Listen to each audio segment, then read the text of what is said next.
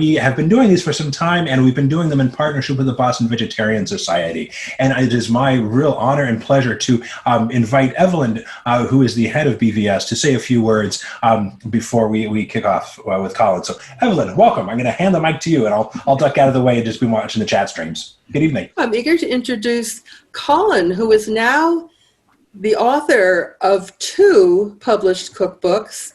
His latest one just came out and is now available on Amazon. Smoothies that taste like Girl Scout cookies. We did that topic with Colin a couple of months ago, and now he has it in a cookbook. And also his bestseller cookbook, The Healthy Vegan Cookbook, also available through Amazon or through his publisher, Vegan Publishers. Tonight, Colin is eager to share with us Healthy for the Holidays. So welcome, Colin. All right. Thank you, Evelyn. With COVID happening, it's such a strange time, definitely to have Thanksgiving. And, Clayton and I were talking before we came on, my family and my wife's family they're asking, should we get together? What do we do? How do we do this? And I think we're all just kind of making it up as we go along. So if you are going to be eating in a small group or, just a person or two, then all of these things still apply. We had actually talked ahead of time about having just some tips about if you are eating, if you're a vegetarian or if you're vegan, if you're just trying to eat healthy, it can be especially challenging if you're eating with family who, may not be vegetarian or vegan. And so we did have some tips that we just wanted to talk about to try and kind of help you navigate through those situations. I've certainly had to do many of these things myself over the years. So we can kind of go through that list and then we'll get started with the cooking. So one thing is to let your family know ahead of time if you are vegan or vegetarian, if you have any dietary issues, just so that there are no surprises. And also to make sure that they know if you are vegan, make sure that they know what that means. Because, when I was first vegan, I went to visit with my mom, and she made this delicious corn chowder with bacon in it. And she said, well, but bacon is vegan, right? So, I'm sure it would have been delicious. I didn't have it. So, sometimes not everybody knows. Bring your own dishes. So usually what I do for Thanksgiving, not going to be this year, but usually what I do is I like to have 2 Thanksgivings. So I'll do a Thanksgiving with my family, and I'll bring a dish or 2 to that, something that I'm going to really enjoy eating. And that was really just time spent with family and visiting with them. And then I have a second Thanksgiving, usually with my vegan and vegetarian friends. And so that, there we can really have, a huge banquet of wonderful food and share all that. Again, unfortunately not able to do that this year, but normally, sort of like, having multiple Christmases, having multiple Thanksgivings is fantastic. So another thing you could do is to be the host of a vegan Thanksgiving. Invite your family to that, and or like I said, you can split between Friendsgiving and family Thanksgiving. You can challenge your family to veganize favorite dishes. So usually, so many of the dishes that we have for Thanksgiving outside of people eating turkey, so much of the time, those things, if you just substituted 1 or 2 ingredients, then you could pretty easily make it vegan. So if you have some family members who are game and want to try it out, then, that's a great opportunity. Also, I put this, don't take the weight of the vegan universe on your shoulders.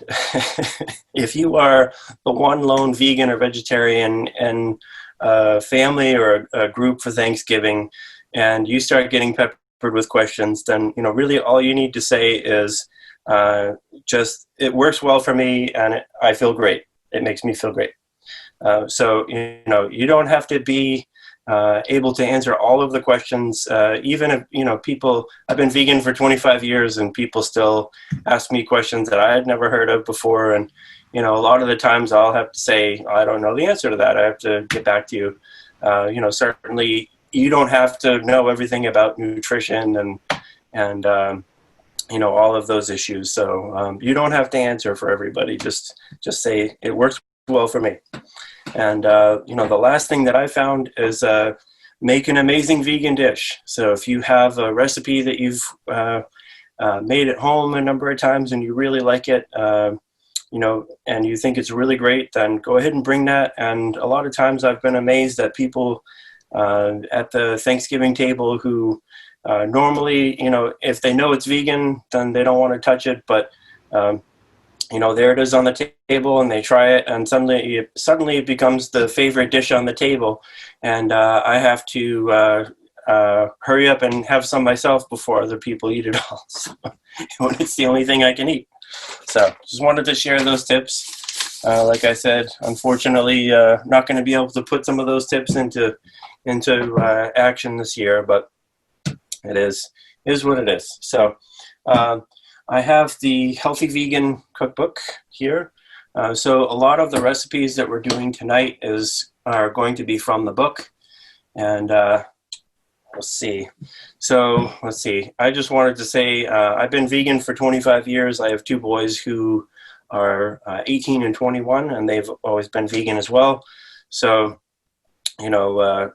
always trying to come up with new healthy and delicious recipes, especially, try and get my teenagers to eat healthy.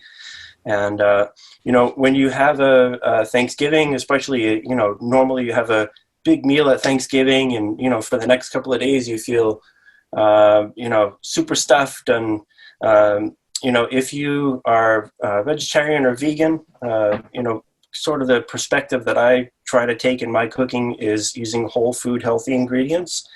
And, I don't really use any oil. I don't use butter, things like that, or margarine or anything like that. So, what I found is if you're eating whole food, plant-based diet, and you're using those whole food, healthy ingredients, then you can still have a delicious meal like Thanksgiving, and you're not going to feel super stuffed for the next couple of days and, feel like you can't move.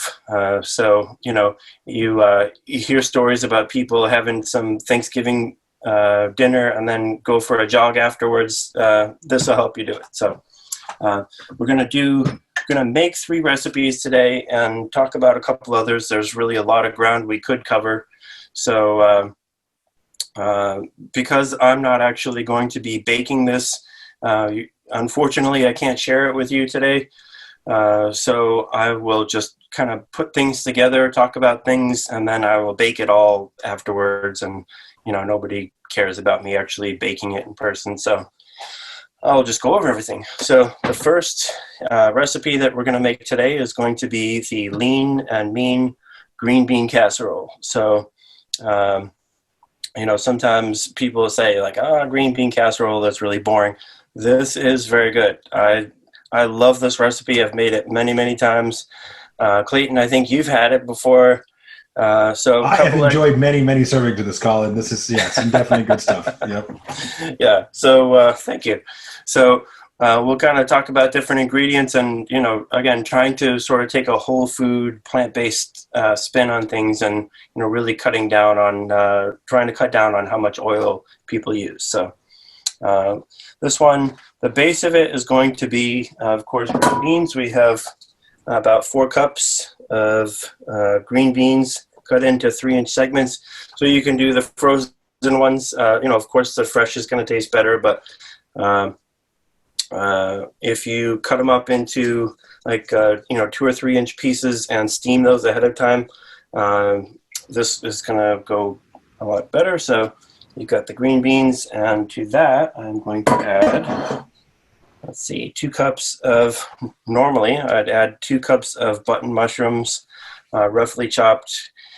My sweetie's not really a big fan of mushrooms, so me personally, I'm going to skip the mushrooms, so I'm not in the doghouse tonight. So skip that. I'm going to put in 1 poblano pepper. So one of the things that makes this really so good. Poblanos are, I wouldn't say that they're a mild pepper, but they're not really super, super hot spicy usually.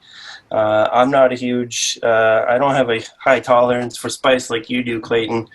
But this one's got some bite to it. So I chop that up, and just make sure you don't put the seeds in it unless you really want the spice. So there's You can put extra seeds in mine. Just put them over to the side, and it'll be good. So one thing I'm going to put in here is a dash of liquid smoke. So usually you find this in a plastic bottle. I broke the bottle actually by mistake once, so I have it in the jar. But basically liquid smoke is water that's been infused with a smoke. It has a smoky flavor, so I'm just going to add a dash into here.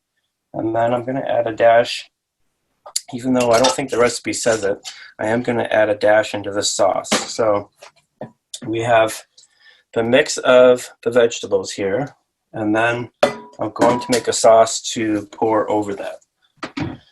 So, rather than get into using flour, which is more of a processed, concentrated product, in these recipes, I'm going to use water and nuts, and just kind of skip the flour.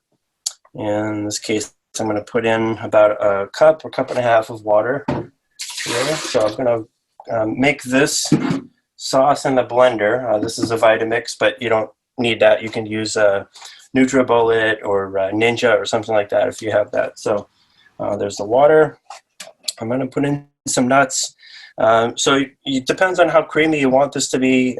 You can put in somewhere between half a cup and a cup of cashews.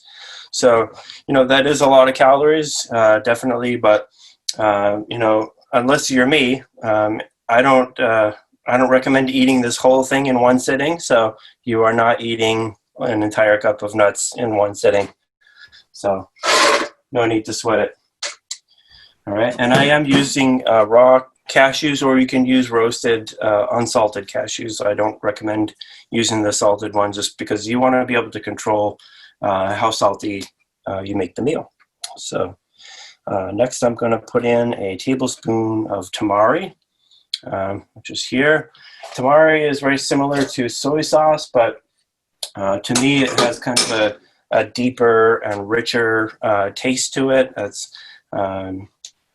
It's also sort of more of a pure fermented soy product versus soy sauce, which is a mixture of fermented soy and grains and other things like that.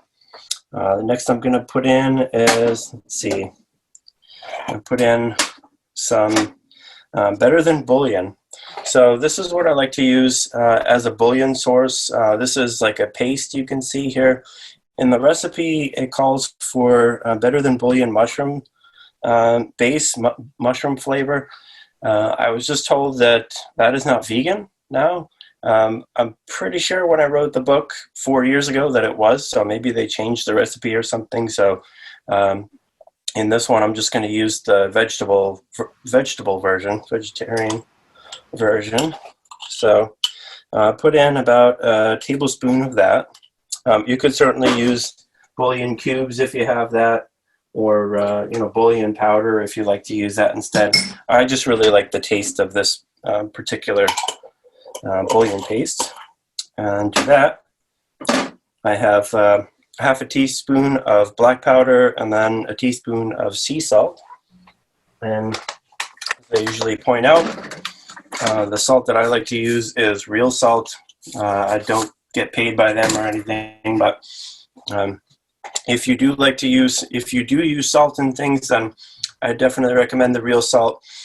It's really got the highest mineral concentration of any kind of salt on the market, and that might be something that it might be a little bit harder to find. You can get it at Whole Foods, you can order it online. Health food stores usually have that, but it's harder to find in a regular supermarket. So there's the salt and the black pepper.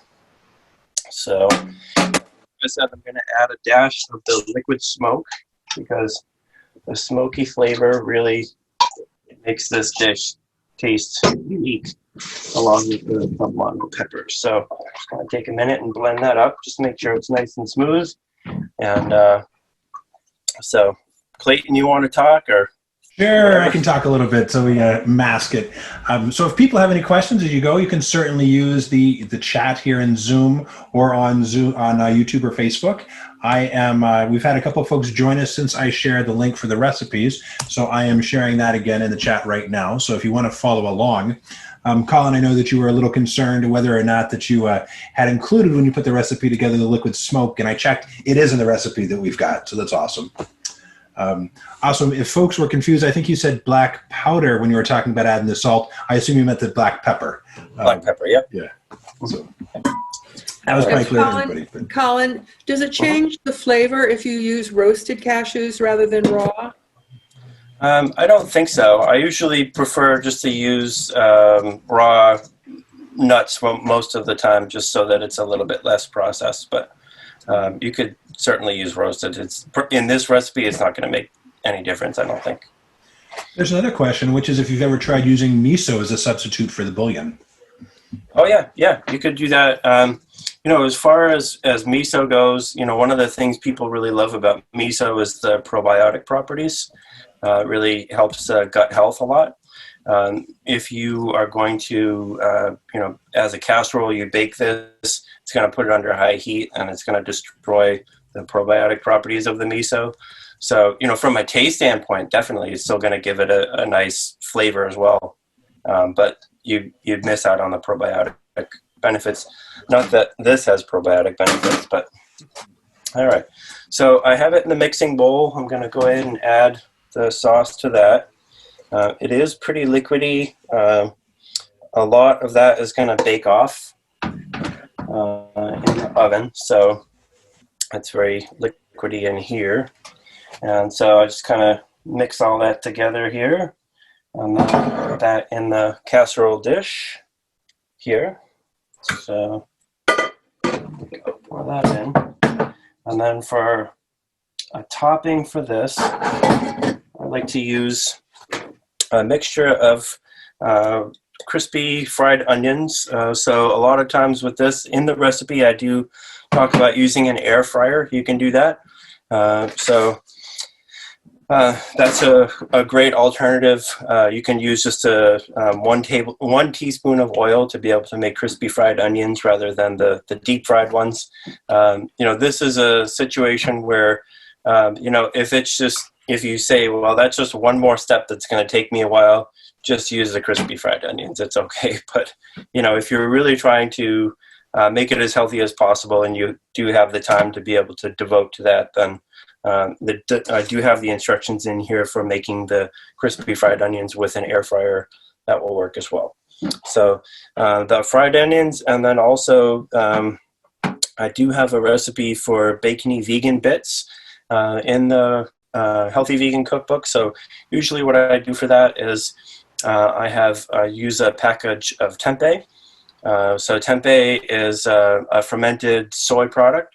So basically, it comes as a rectangle, and you can put it. I put it in a food processor, and that just kind of breaks it up into little crumbles, little bits, and then I'll bake those in the oven at like 300 degrees or so for about 10 minutes. I take it out, just stir it around, bake it for another 10 minutes, and then to that I would add about a tablespoon of tamari.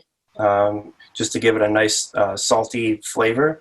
And then I would use maybe about a quarter of a teaspoon of the liquid smoke, half a teaspoon, whatever you want, but quarter teaspoon.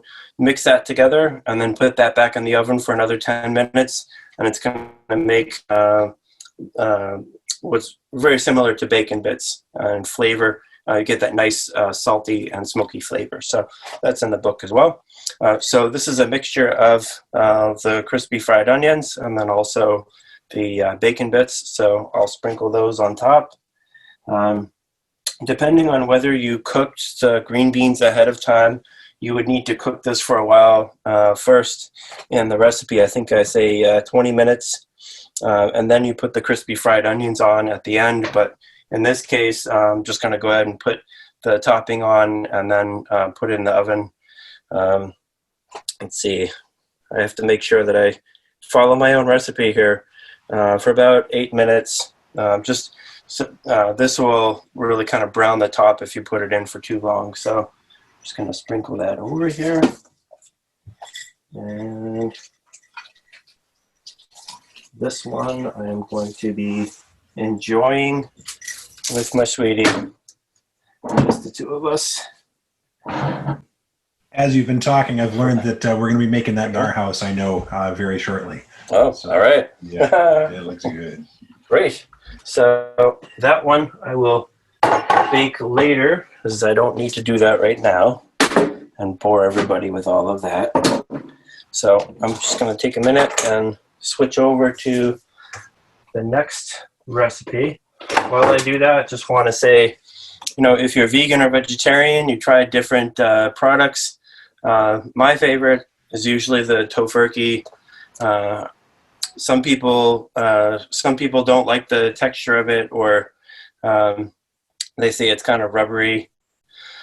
There are, this is sort of like one of the originals, right? It's been around a really long time. I usually have had this for Thanksgiving for years and years and years. So to me, it sort of has a nostalgia to it. So, there are different roasts now, vegetarian roasts. There's Trader Joe's has one, Whole Foods has one, Gardein has one that you can find at regular supermarkets. And so that, it's interesting because they all sort of have different textures and different flavors. So I definitely would encourage people to try different ones and see what you like. If you just try the Tofurky and you say, I don't like that, then all the rest of them are different, or they all have unique properties. So just want to shout out, I love Tofurky. So this recipe I'm going to make is rich and delicious mushroom gravy, which in the case of tonight is going to be rich and delicious gravy without mushrooms. All right. So we have, we have 1 cup of chopped white onion, which I water sauteed. So we have that here. And let's see, the button mushrooms will have to be virtual mushrooms. We pretend that they're there. And then also I put the garlic in with that as well. So this one we're going to make the sauce of the gravy, and then we add the onions in afterwards so that it is, it's got some texture to it. All right. May I interject that nutrition expert Dr. Joel Furman, who's one of the vegan MD nutrition guys, recommends having 1 button mushroom a day for their health properties. He really feels that mushrooms are a health-promoting food. So unless, like your wife, you don't like mushrooms, they're a good thing to see in a recipe. All right. Well, I will share that with her, but I don't think it's going to change her mind. Thank you. All right. So for this one, I'm going to start with a base of 3 cups of vegetable broth. So I have that here. This is just hot water that I put together with some of the Better Than Bouillon paste. So, you can use just regular bouillon that you get in the box, but, depending on which kinds you get, which kind of bouillon that you like to use, sometimes it can be super salty if you get the kind in the carton. So at least with this, if you use the paste or powder, you can control how much of the salt goes into that if that's something that you are watching. So there's the water. And so with this one, I have in the recipe, you have the option of using flour. So usually in a gravy, you would use flour to kind of thicken it up. So as an alternative to that, you could use nuts like cashews, which have some fat in them that helps to make it creamy as well.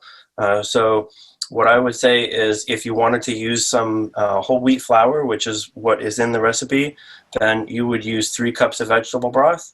If you were going to use, instead of the whole wheat flour, if you wanted to not use the whole wheat flour, you could use like 1/3 of a cup of the cashews, and then cut the vegetable broth from 3 cups down to 2, just so that you're not making it so watery. All right, because without the flour, it's not going to thicken it up. So just use less I liquid assume you ingredients. could use a brown rice or an oat flour or something if you wanted to avoid the gluten too. Would that work? Yep. Yeah. Yep, you could do that. Next ingredient is going to be, in the recipe, I call for 1/4 cup of dry red wine. That really gives it a really rich, deep flavor. Anytime that I do classes for public libraries, they always prohibit me using any alcohol. So I could say that this is cranberry juice. We could all believe that. I think as long as you're in your home and you give consent, Colin, we are good. So as the librarian in charge tonight, I have no problem. And anybody who wants to have a glass of wine, you could even enjoy a glass while you're watching this program. So there you go. No problem with me.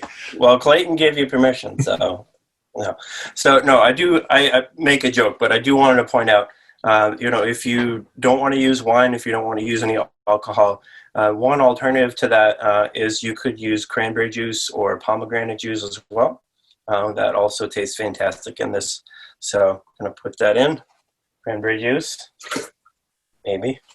And also I have the 1/3 or 1/2 cup of cashews. I'll put that in.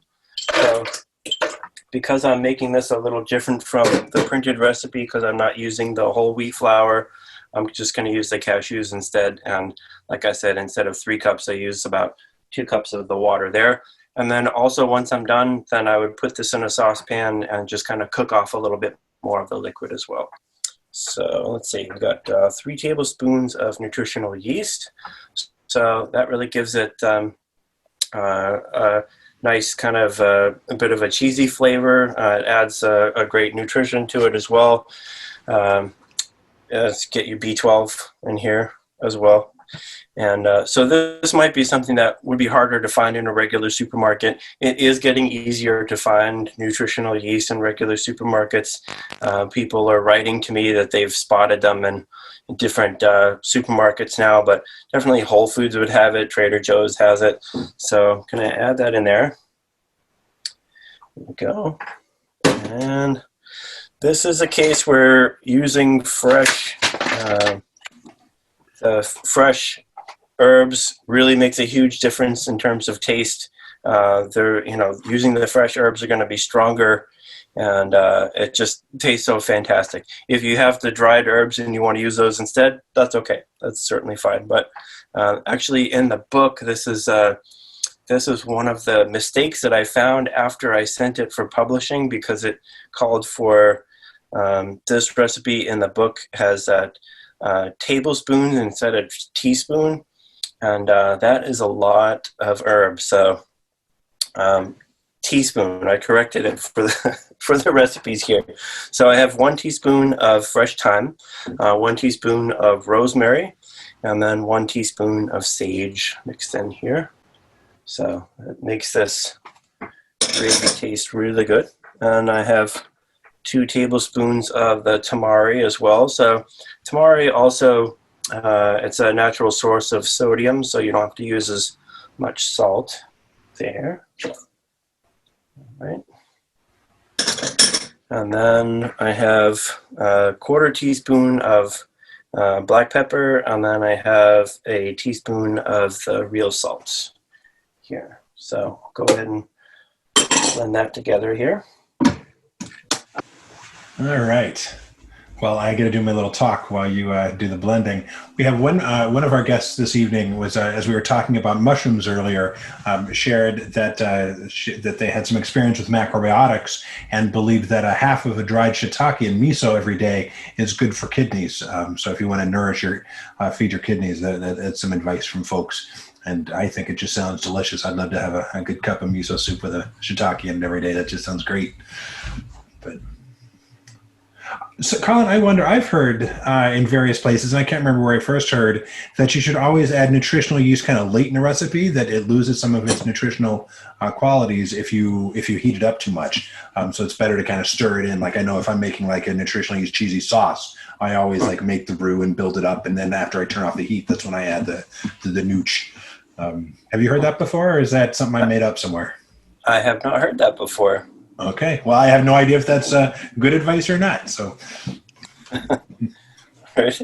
So I'm going to go ahead and pour in the gravy, the liquid, in with the onion and the garlic that's already been cooked. And I would put a cover on this, shake it up, and then put it in the pan, put it in a saucepan, and just heat it up for 5 or 10 minutes. Just whisk it every minute, and that's just going to release a little bit more of the liquid here. So it's going to thicken it up, so it'll be a nice thick gravy, depending on how long you want to cook it for. And also that those fresh herbs, it'll give the herbs a chance to heat up and cook a little bit, so that you're not having just straight fresh herbs. It's like I said, it's pretty strong. So that is the gravy, and that I love to have that on potatoes, and I just pour this on everything. It's so good. All right, just rinse the Vitamix out here. We're going to use it one more time. Make a different casserole, and I'm just going to move my last tray over here. Go. And move these things out of the way, because I have part of the casserole already made. The magic of virtual classes. That's wonderful. All right, so this one is going to be, this is using the golden cheesy sauce from the Healthy Vegan Cookbook. And what I like to do with the sauce is to use this as a sauce over broccoli rice casserole. So also I think, Clayton, we may have shared many servings of this as well in Thanksgiving's past. This is one that I always make and bring for Thanksgiving dinner with family and friends, and this is one that, with my family who is not vegetarian or vegan, they love this. They love to have this. Who cares if it's vegetarian or vegan? It just tastes really good. So as long as I'm not constantly pointing out, hey, this is vegan, you just ate something vegan, then nobody cares. So the real trick with this is just making sure you show up early enough so that it's not all gone when you get there. That's the real trick. Yeah. So as a base for this, I have some cooked. I like to use brown basmati rice because it gives it a really nice nutty flavor. And so in this recipe, that is 2 cups of uncooked brown, or 2 cups of dry rice that's been cooked. So I use that as a base for the casserole, and then I put on lots of broccoli. So I like to use lots and lots of broccoli for this. So there's plenty in each bite. So I'll spread that on the top here. Go. And then I'm going to make the sauce that I pour over that. This one is also one of my kids' favorites. They don't like to have to wait until Thanksgiving to be able to have this. So sometimes I get this as a special request. Hey, can you make broccoli rice casserole for dinner tonight? So happy to do that. So the sauce for this one is the golden cheesy sauce from the Healthy Vegan Cookbook. Again, this one you can use flour. The recipe calls for 1/2 cup of all-purpose flour. Actually, when I wrote the cookbook 4 years ago, I was still using some flour. But at this point, I just kind of got rid of that because, again, it's a pretty processed product.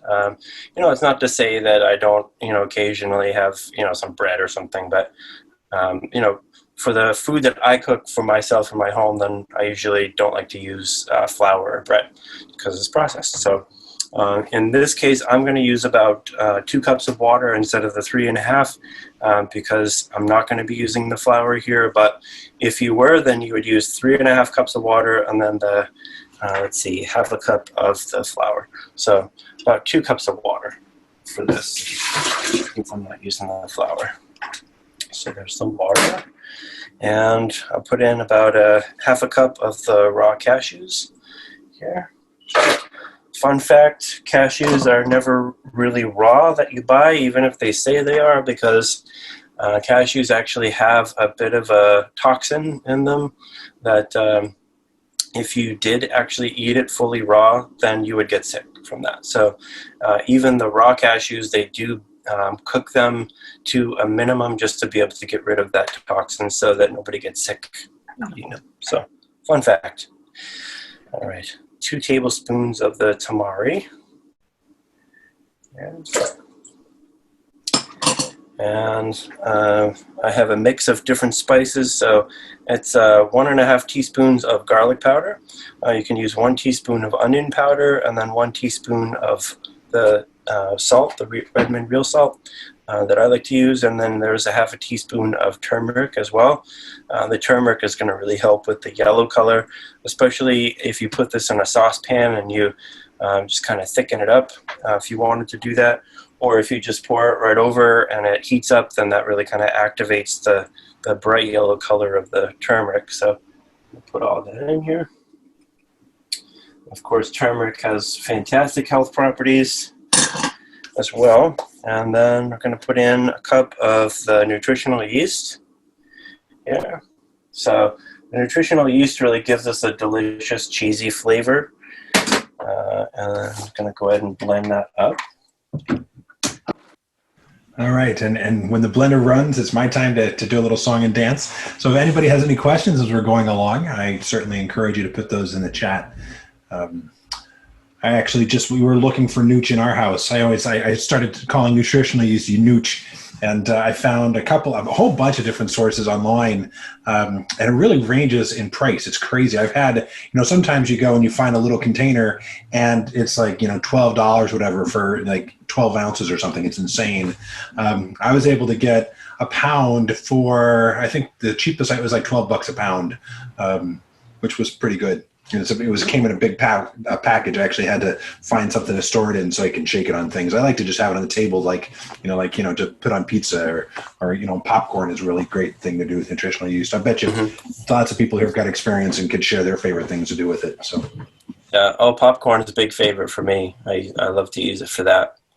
Yep. If you buy it in bulk, then it's so much cheaper than if you buy it in the little shaker or something like that. And it does keep in the pantry. It keeps for a really long time, probably indefinitely. I don't even know. But have you noticed any difference? And I've never really been able to tell the difference from one brand of nutritional yeast to another either.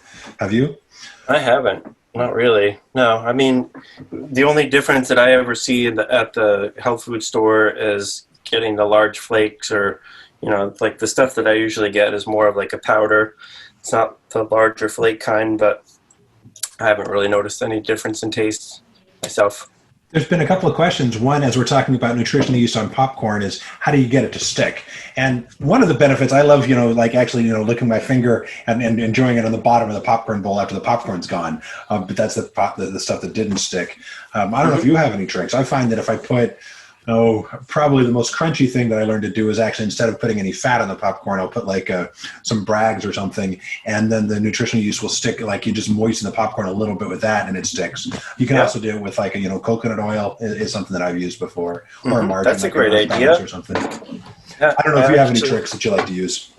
I will show one thing that I do sometimes is I'll use the cooking oil, the olive oil spray. And that's, as an alternative to using the oil to cook the popcorn in, and it absorbs all that. If you just use a little bit of spray, shake it up a couple of times, and then use the nutritional yeast, and it's going to stick to that as well. And it's just a way of using much, much less oil than you would otherwise. So you can do that as well.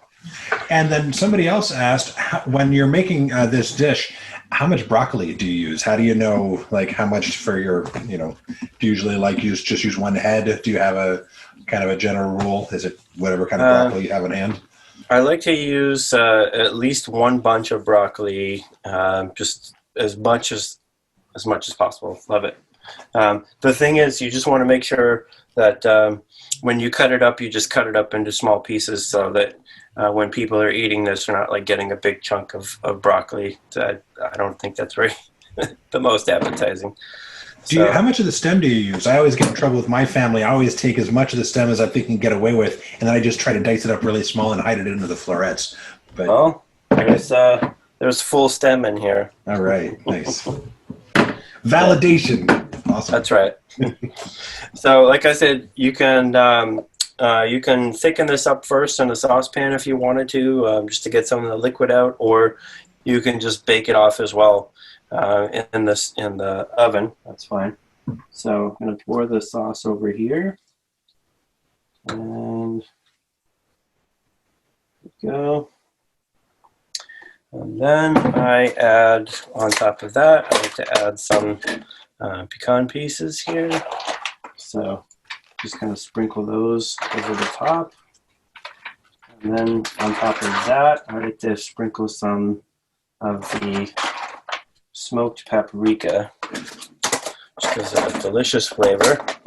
I hardly ever use regular paprika. I almost always use the smoked paprika because to me it just tastes so good. So just kind of sprinkle that over a little bit. Just give it a nice little bit of color. And so that is broccoli rice casserole. Yeah, I am happy to have that. I'm going to have to wait a little while once I put it in the oven tonight to have it, but I'm going to have a late dinner and I'm going to have a lot of that. So, how much rice did you use as the base there? So that is I cooked 2 cups of the brown basmati rice for that. Okay. Mm-hmm. And you just do a regular rice. So it was I think brown basmati is a 2-to-1 water to rice ratio. Yep. You don't do anything. Yeah. Cool. Yep. And so those are the 3 of the recipes that have made for tonight.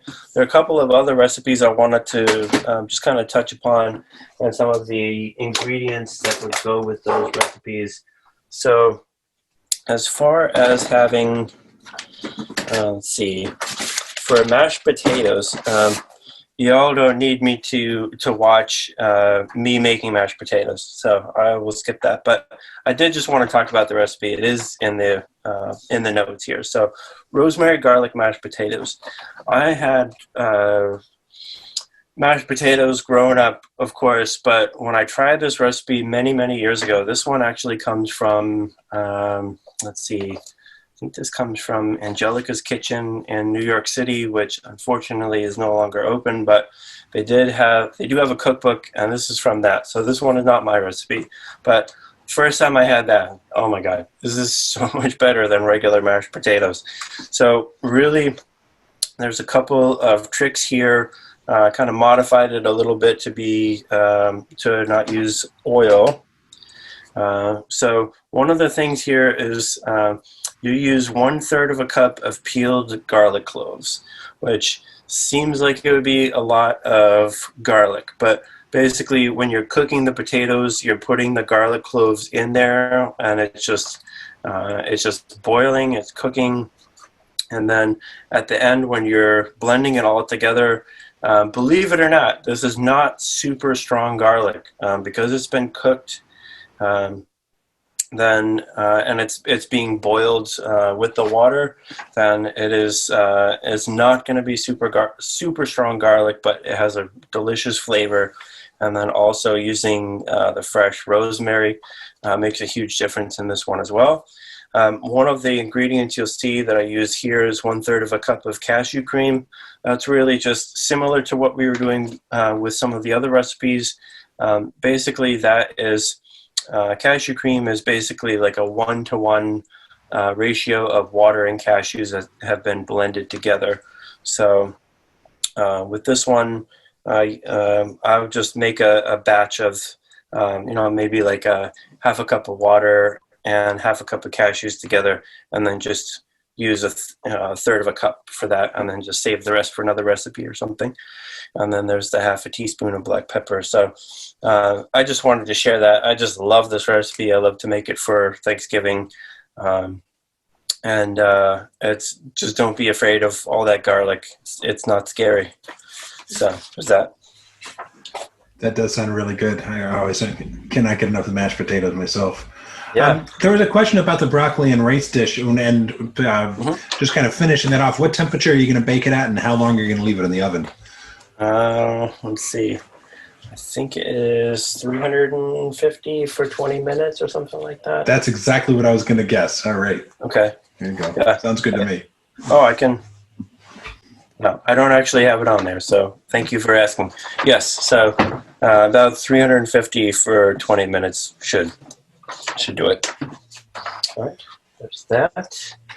And then, let's see. I think we got to talk about pies next. Yes. Perhaps you have something else up your sleeve, too.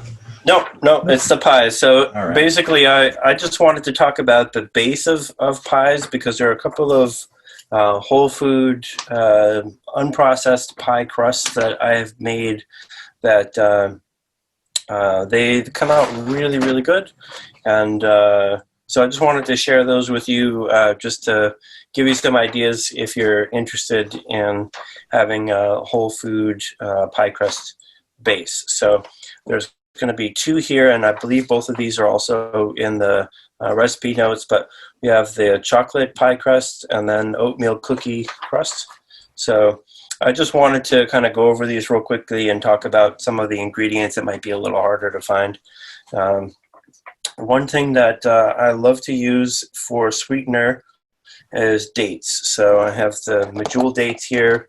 These ones are from Trader Joe's, but you can get them at Whole Foods. A lot of regular supermarkets you can get the medjool dates at now. You just want to make sure that you take the pits out. Food processor is just going to break them up, and you're going to have really hard bits. And so you just make sure you take the pits out. So 1 cup is going to be about 8 dates here. So there's that. Cacao powder I use in here. So cacao powder gives it a really delicious chocolate flavor. Cacao is really just sort of the less processed version of cocoa powder. So again, trying to use less processed, this is what I prefer. This one is also Trader Joe's, as you can see. No, I do not get paid by Trader Joe's. I wish I did. Trader Joe's, you can pay me in vegetarian burritos. I don't even need money. So cacao powder for the chocolate taste. So, people sometimes will say, chocolate has health properties. It's actually true. It does. But it's the cacao powder that's in the chocolate that has the health properties. So you take something that's healthy, and then you add a bunch of sugar and fat to it, and you make chocolate, which I love chocolate, but from a health perspective, you can get the same taste, and you can have all of the great health properties from it, but without all the sugar and the fat. So there's the cacao powder. And let's see, I also just wanted to mention, for a recipe like this, where I have the pie crust, where it's supposed to be a dry recipe, I would want to use vanilla powder instead. If you can just use regular vanilla, I suppose, but I like to use the vanilla powder for this. This one's a little bit harder to find. It's more like Whole Foods would have something like this usually, and it is kind of expensive, but I really only use a little bit of a time. I've had this bottle for months, so there's that. So there's the pie crust. for chocolate, so basically I'm going to put that in the food processor and just kind of blend everything together until it's really well combined, and I'll press that into the bottom of a pie crust pan. So there's that, and then there's the oatmeal cookie crust. You have the ingredients here for that. Really, the main thing I want to point out here is coconut manna. So, you definitely have seen coconut oil and, different forms of that. But coconut manna, this is from Whole Foods. So I usually get this, and usually a couple at a time. They stay fine on the shelf for a long time. Coconut manna is basically like the whole food version of coconut oil. So not like the oil that's been pressed and extracted and it's a processed product. Coconut manna is just creamed coconut. It's just coconut that's been put in a food processor, and it just breaks it down just like you would with peanuts to make peanut butter. It's coconut manna. So that is a great ingredient to use there. And I think everything else in there is just regular ingredients. This one works, the oatmeal cookie crust, this one does work better if you bake it. You use it in the food processor, and then you bake it for about 10 minutes, and then you can put in your filling in after that. So I just wanted to quickly go over those and include those in the recipe notes as well if you're interested. So, and what would you suggest using to fill those? What would you put inside those crusts? I like to do pumpkin pie. I like to do apple pie. For the chocolate, I love to do the tofu. It's actually using silken tofu. It's the in the cookbook I have the recipe is chocolate mousse cups, but you can just make it as a pie instead of little mousse cups, and just use all the same ingredients, and it's going to come out the same. I make it in little cup forms because it's very, very rich. It's very strong. And if you see a chocolate pie and you come along and you take a big piece, then it's too much. It's too rich. You can't have a giant piece of it. I have a huge sweet tooth and I love the taste of it, but my brain starts to melt if I have too big of a piece of it. So we actually did the mousse cups in one of these previous sessions too, so people who want to watch and see you make them can actually go back and look through our archives and find that. I was wondering, I think maybe it's in that recipe where you use a little bit of espresso powder, or maybe it's in some of the smoothies that we've talked about. I wonder if you've ever put espresso powder in that chocolate crust. I haven't put it in the crust because it's usually in the filling, so I've never felt like I've needed it in the crust as well, but that's fair. Could throw a little bit in, just make it a little richer. Right. Just a little smaller piece, that's all. Yeah. So I think this is a great time, and if folks have questions about anything we've looked at tonight, there was one question that came up on the broccoli rice a cheesy casserole, which was they think so. It's just going over the layers one more time. So we had rice, then we had the broccoli, then you put the cheese sauce, and you sprinkled the smoked paprika on top. Was there anything between? Is there anything that I'm forgetting? The pecans. Pecans. That's it. Yep. All right. I missed that. Yum. You just do raw pecans and they kind of roast on top?